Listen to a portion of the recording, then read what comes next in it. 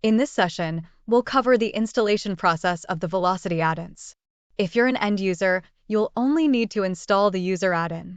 However, if you're a developer, you'll need to install both the user and the Velocity add-ins.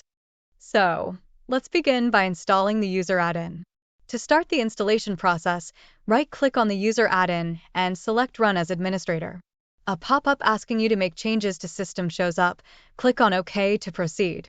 Next, a pop-up requesting to accept the license agreement shows up. Click on Next, followed by click on Next on the next pop-up. And we are done with the installation. Click on Finish to continue. Similarly, we will install the Velocity add-in, which is used by developers. We will right-click on the Velocity add-in setup file and select Run as Administrator. A pop-up asking you to make changes to the system shows up. Click on OK to proceed. Next, a pop-up requesting to accept the license agreement shows up. Click on I accept the agreement. Click on Next, followed by click on Next on the next pop-up. And we are done with the installation. Click on Finish to continue.